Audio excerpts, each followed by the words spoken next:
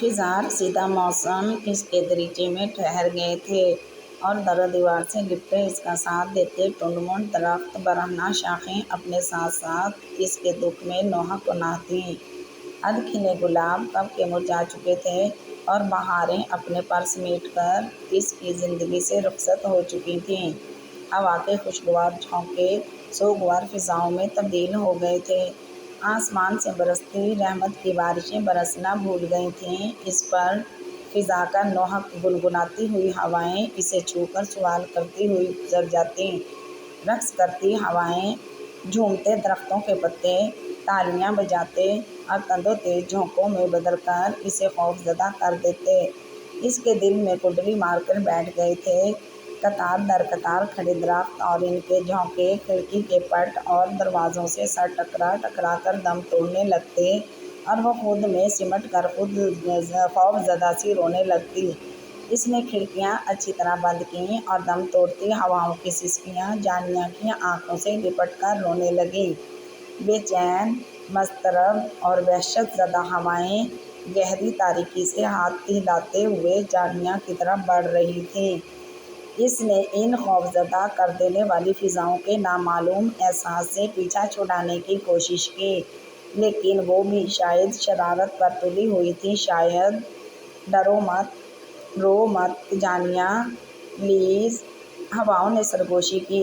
خود کو سنبھالو جانیہ، تمہارے یہ آنسو ہمارے دامن کو بھگوتے ہیں۔ وہ مضطرب سی ہو کر اس کے آنسو صاف کرنے لگتیں۔ میرے آنسو، میری یہ تڑپ، میری کوئی آہ جگنو تک کیوں نہیں پہنچتی؟ اس پر کوئی اثر کیوں نہیں ہوتا؟ کیا وہ یہ بھول گیا کہ اس کے بنا زندہ رہنے، زندگی گزارنے کا تصور بھی سہانے روح ہے؟ پھر بھی اس نے مجھے چھوڑ دیا۔ ہواؤں کا لہجہ بھیگ گیا اور اس کے جملے انہیں تڑپا گئے۔ وہ ہواؤں کی زد میں ان کے رحم و کرم پر تھی۔ اس کا گھر گھونسلے کی طرح تنکا تنکا بکھر گیا تھا اور شاید اس کی طرف سے تو آسمان نے بھی اپنا رنگ بدل لیا تھا۔ وہ خاموشی سے بیٹھ جاتی اور ان بدلتے رنگوں کو تکنے لگتی۔ اس کی زندگی میں قوس قزح کے دھنک رنگ منہ موڑ گئے۔ وہ ہاتھ بڑھا کر ان رنگوں کو چھوتی تو اس کی ہتھیلی پر کرب و اذیت، ہجر کے رنگ بکھر جاتے۔ جگنو کا ہاتھ تھامے محبتوں کے رنگوں سے کھیلتی گڑیا کب کی ٹوٹ کر بکھر گئی تھی۔ زندگی کے چہرے سے لمحہ لمحہ بدلتے رنگ آئینہ بن کر جانیہ کے سامنے کھڑے ہو گئے اور جانیہ کو حقیقت کا تلخ چہرہ دکھا گئے تھے۔ کھڑکیوں، دروازوں پر دستک دیتی خوفناک ہوائیں اسے رلا گئیں۔ وہ خوف سے لپٹی رو رہی تھی۔ وہ اندر تک لرزنے لگی۔ لرزتے کانپتے دل کو سرسراتی سسکیوں نے اس کے بند لبوں کو کھول دیا۔ اگر جگنو نہیں آیا تو؟ خوف زدہ سی سرگوشی اس کی سماعت کے قریب ابھری تھی۔ ایسا نہ کہو، میں مر جاؤں گی۔ اس کے کپکپاتے لبوں نے ان سرگوشیوں کے ہونٹوں پر قفل ڈالنا چاہی مگر ناکام رہی۔ یکدم بادل اتنے زور سے گرجے تھے جیسے کہیں بجلی گری ہو۔ وہ بھٹکتے بھٹکتے ہر کمرے میں جھانکنے لگتی اور ہر چہرے میں، ہر آواز میں جگنو کا چہرہ، اس کی آواز تلاش کرنے لگتی مگر وہ ناکام رہی۔ یہ جو جست کا سفر ہے، یہ جو رستہ ہے میرا، تم اگر نہ ساتھ دو گے تو یہ کس طرح کٹے گا؟ میرے سوچوں کی حدوں تک یہ گمان بھی کیسے آئے؟ کوئی پل بنا تمہارے بھلا کیسے بیت جائے؟ میرے پاس تم نہیں ہو، میرے پاس کب نہیں ہو، میری یاد کے نگر میں، میرے خواب کے سفر میں، میری سوچوں کی تہوں تک نہیں۔ جانیہ نیند میں بڑبڑائی اور ہڑبڑا کر اٹھ بیٹھی۔ اس نے جو کچھ خواب میں دیکھا تھا وہ سب اس کی زندگی میں پیش آ چکا تھا۔ جگنو اسے چھوڑ کر جا چکا تھا۔ اب اسے جگنو کے بغیر ہی جینا تھا۔ جگنو جو اس کی زندگی، اس کی روح ہے، وہ اس کی زندگی میں خوشیوں کا سورج بن کر طلوع ہوا تھا اور اب اسے تاریک راتوں میں دھکیل رہا تھا۔ جگنو نے اس کو اپنی محبتوں کے حصار میں قید کر لیا تھا۔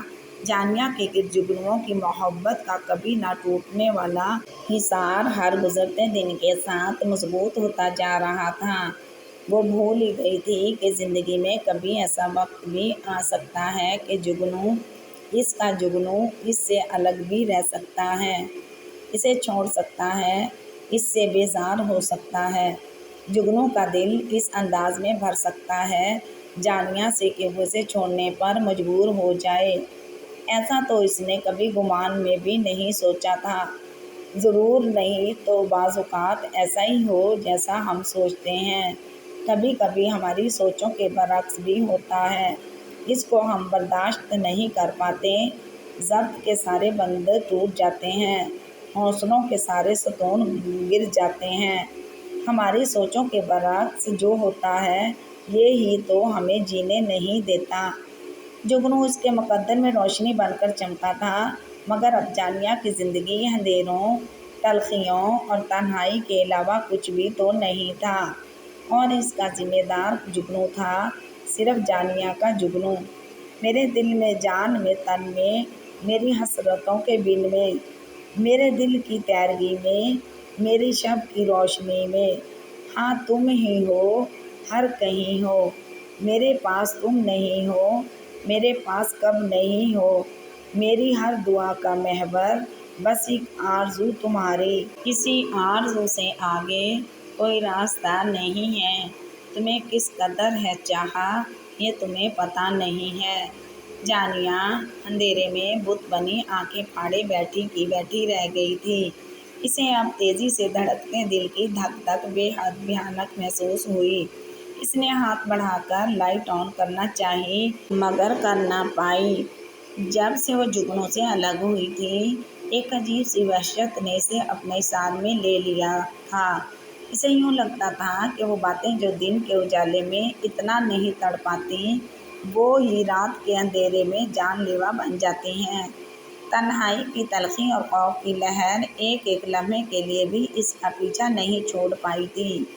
ہر پل ایک ہی خیال ذہن میں گردش کرتا رہتا تھا، اب کیا ہوگا؟ یہی سوچتے ہوئے وہ دونوں ہاتھوں میں چہرہ چھپائے رو پڑتی۔ اسے ہر سانس، ہر گھڑی جگنو کی یادیں اپنے جسم سے رستے ہوئے خون کی طرح محسوس ہوتی اور وہ بے اختیار ضبط کھو بیٹھتی اور چلانے لگتی، نہیں جگنو، نہیں نہیں، ایسا نہیں ہو سکتا، میرا جگنو اپنے جانیہ کے ساتھ ایسا نہیں کر سکتا، کبھی نہیں کر سکتا، وہ اپنی جانیہ کو نہیں چھوڑ سکتا، وہ اپنی جانیہ کے بغیر نہیں رہ سکتا۔ لیکن یہ لفظ اس تلخ حقیقت کو جھٹلا سکتے تھے اور نہ ہی اس کے دکھ کا مداوا بن سکتے تھے۔ صحن میں گہرا سناٹا چھایا ہوا تھا، کسی بلی کی آواز اس سناٹے کا سینہ چیر جاتی تھی۔ چاروں طرف ایک ہو کا عالم تھا اور ماحول پر ایک پر ہول سکوت چھایا ہوا تھا، ہر چیز تاریکی سے لپٹی بو سے دے رہی تھی اور لوگ اس تاریکی میں اپنے نرم گرم بستروں میں لپٹے سو رہے تھے۔ ایک وہ تھی کہ اس کی نیندیں روٹھ گئی تھیں، اس کو تلخیوں اور تنہائیوں نے اپنی لپیٹ میں لے لیا تھا۔ اب کیا ہوگا یا کیا ہونے والا تھا؟ یہ سوال ایک بار پھر اس کے ذہن میں گونجنے لگا تھا۔ صحن میں استادہ درخت کے پتے جب تالی بجانے لگتے تو سریلی موسیقی کے سریلے سر چڑھ جاتے تو ماحول پہ چھایا سکوت مزید کچھ اور گہرا ہو جاتا۔ اس نے ہاتھ بڑھا کر لائٹ آن کی مگر لائٹ جا چکی تھی۔ پھر اس نے موم بتی جلائی تو اس کی ہلکی ہلکی روشنی میں ہر چیز اپنی جگہ پر رکھی نظر آ رہی تھی، مگر قدم آدم آئینے میں صرف اندھیرا منعکس ہو رہا تھا۔ جانیہ نے سوچا، کاش یہ آئینہ ایک دروازہ ہوتا جس سے گزر کر وہ دنیا سے اوجھل ہو جاتی، اس پار کا اندھیرا اسے نگل لیتا اور اسے ان اذیتوں سے نجات مل جاتی جو اس کا مقدر بنا دی گئی تھیں۔ تاریکی کا بھیگا ہاتھ اس کے دل کے بورڈ پر لکھی دکھ کی ہر تحریر مٹا دیتا اور وہ ماضی کا ہر زخم بھول جاتی۔ لیکن ماضی کے 3 سالوں نے اسے ڈھیروں خوشیاں بھی تو دی تھیں۔ اس کی زندگی کے سارے رنگ جیسے बारिश में उतर गए थे और इसकी ज़िंदगी एकदम बेरंग बेकैफ हो गई थी। जब से वह जुगनू से जुदा हुई थी, सबकी हमदर्दियाँ जानिया के साथ बढ़ गई थीं। वो इसकी भलाई चाहती थी और उसे ज़माने की ऊंच नीच समझाती रहती थी। जानिया, उठो और घर से बाहर निकलो। पूरी ज़िंदगी तुम्हारे सामने पड़ी है, अभी सिर्फ एक ही दर बंद हुआ है ना। अभी तुम्हारी उम्र ही क्या है, ना जाने कितनी खुशियाँ तुम्हारी मुंतज़िर हों। शायद अगले ही मोड़ पर सुख तुम्हारी राह देख रहे हों। ज़िंदगी से लड़ना और इस पर फतह पाना सीखो। वह एकदम रोते हुए चिल्लाई, नहीं, ऐसा नहीं कहो। वो मेरा जुगनू है, सिर्फ मेरा जुगनू। मेरे रास्ते जुगनू से शुरू होकर इसी पर ख़त्म होते हैं। मेरे कदम सिर्फ एक रास्ता पहचानते हैं और वो है सिर्फ जुगनू की तरफ जाता हुआ रास्ता। मेरी खुशियाँ सिर्फ जुगनू से हैं। मेरी ज़िंदगी, मेरी सांसें, मेरी धड़कनें सिर्फ जुगनू से वाबस्ता हैं। मैं सिर्फ जुगनू के लौट आने की मुंतज़िर हूँ। शायद अगले ही लम्हे में आँखों खोलूँ तो जुगनू मेरे सामने खड़ा हो। मैं ज़िंदगी से लड़ना सिर्फ जुगनू के लिए सीखूंगी और एक दिन मैं इन अज़ियतों करब से फतह हासिल कर लूँगी। तो गोया तुम अब भी इसके लौट आने की मुंतज़िर हो। हाँ, मुझे यकीन है वो लौट आएगा और बहुत जल्द लौट आएगा। अगर मैं इसके बिना नहीं रह पाती तो वो कैसे रह सकता है। लेकिन इसके बावजूद जानिया का दुख कम हुआ था और ना ही ज़िद्दी दिल बहल सका था। पगला दिल जुगनू के लिए जुदाई की सरजमीन पे दुख से एड़ियाँ रगड़ने लगा था। अब मज़ीद बर्दाश्त करना इसके बस की बात नहीं थी। हौसलों की सब दीवारें गिर गई थीं। दहशत तन्हाई की इस ज़िंदगी का हिस्सा बन गई थी। इसकी ज़िंदगी एक बेबुनियाद इमारत की तरह इसके कदमों में ढह गई थी। इसे नई आँखों से देखना था, सब कुछ, अपने आप को, जुगनू को, सबको। जानिया को फिर वो लम्हात याद आ गए जब इसकी खुशियों का गला घोंट दिया गया था। वो बेतहाशा रो रही थी और जुगनू इसकी तरफ पुश्त किए बाहर देख रहा था। इसने जुगनू का बाजू थाम कर पूछा था, बताओ ना जुगनू, मैंने क्या कसूर किया है? क्या मैं बदकिरदार हूँ? क्या मैंने तुमसे झगड़ा किया है? क्या मैंने तुम्हारी बेइज्जती की है या तुम पर शक किया है? आखिर कसूर क्या है मेरा? किस बात की सज़ा दे रहे हो मुझे? वो आप से तुम पर आ गई थी, वरना वो हमेशा इसे आप कहकर ही मुखातिब करती आई थी। और अब भी दुख की जिस कैफियत से गुजर रही थी, इसे खुद को काबू रखने में बहुत दिक्कत पेश आ रही थी। वो करब की आखिरी हदों पर खड़ी जुगनू से सवाल कर रही थी और इन सारे सवालों के जवाब में जुगनू ने सिर्फ इतना कहा था, जानिया, प्लीज़ रो मत। जुगनू के दिल के किसी गोशे में सोए जज्बात फिर करवट लेकर बेदार हो रहे थे। इसके दिल को कुछ हो रहा था और जुगनू ने खुद पर इख्तियार खो दिया था। वो बेताबी से जानिया की तरफ मुड़ा और उंगलियों की पोरों पर इसके आंसू चुनते हुए पिघल सा गया था। फिर इसने जानिया को अपने बाजुओं में समेट लिया था। जानिया के वजूद के गिर्द जुगनू की बाहों का हिसार मजबूत और तंग होता जा रहा था। जानिया इसके सीने से लगी इसकी मखसूस खुशबू महसूस करने लगी थी। आज कितने अरसे के बाद जुगनू ने इसे प्यार से अपने सीने से लगाकर प्यार किया था, जो कभी जानिया और जुगनू की मोहब्बत की दीवानगी हुआ करता था। और जानिया के लिए ये करबनाक लम्हा था कि हमेशा के लिए खुद से जुदा करने वाला इसके आंसू पोंछ रहा था, इसे प्यार कर रहा था और बाहों के इशार में लिए हुए था। इस बच्चे का खौफ इसके दिल में बैठ गया था। अगर इसने अपना पसंदीदा खिलौना छोड़ दिया तो कोई दूसरा ले जाएगा। मगर वो ये भूल रहा था, अपना पसंदीदा खिलौना खुद ही दूसरों के हवाले करने लगा था। ये क्या करने लगा था, इसे ये एहसास नहीं रहा था।